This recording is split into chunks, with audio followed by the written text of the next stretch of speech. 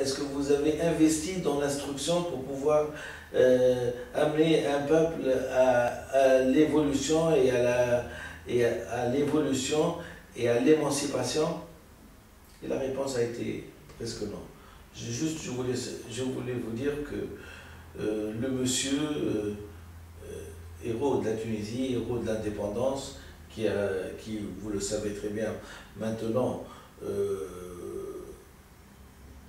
nous a condamnés à l'immobilisme pendant 30 ans, on n'a pas avancé, hein, et n'avait pas l'instruction nécessaire.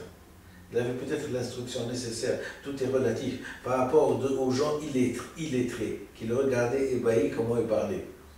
Mais n'oubliez pas que l'indépendance, la civilisation, la liberté, ce sont des notions françaises, de pays occidentaux. Donc, la signification en elle-même, du sens même de liberté, il ne l'avait pas. Il n'avait même pas la sensibilité de comprendre que c'était un problème de langage. C'était un problème de mots, de langage. Il n'a même pas compris que si la France l'a envahi, l'a colonisé, c'est parce qu'ils parlent en français.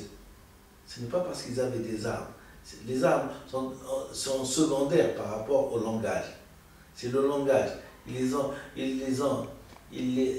les a conquis avec la langue et ils sont sortis en reprenant leur langue. Ça a été ça le drame.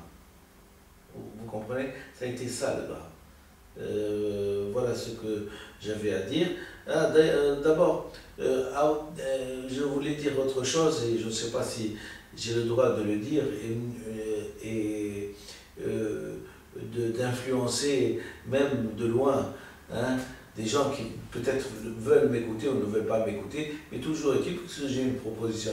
Pourquoi pendant cette période où on n'a rien à faire, sinon à sortir des petits articles de droit, on va faire ça, pourquoi ne pas prendre un pays en comparaison et essayer d'étudier, par exemple, ce qu'a fait la Corée?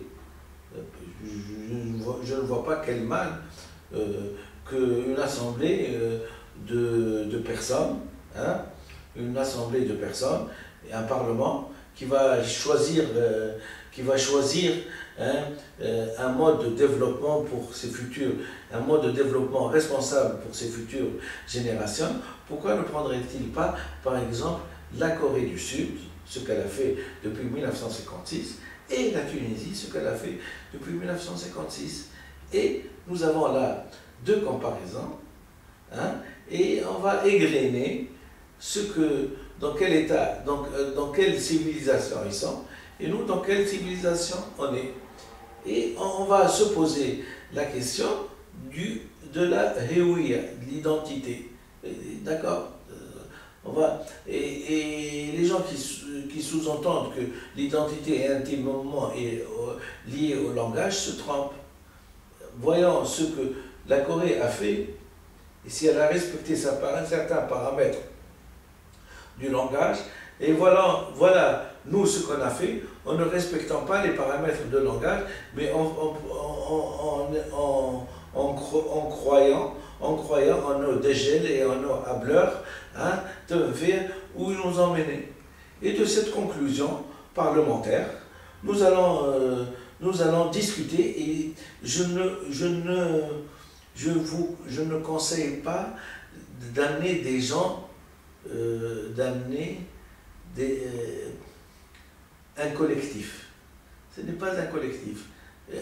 L'ambassadeur de la Corée du Sud viendra raconter comment ils se sont développés en faisant une conférence de presse au Parlement, et on prendra par exemple un Yéménite ou pour être neutre, pour qu'on ne soit pas toujours ancré sur la Tunisie, un Yéménite ou un Marocain ou un Algérien pour comparer ce qui maintenant depuis 56 ans est l'incomparable. Et là, vous comprendrez que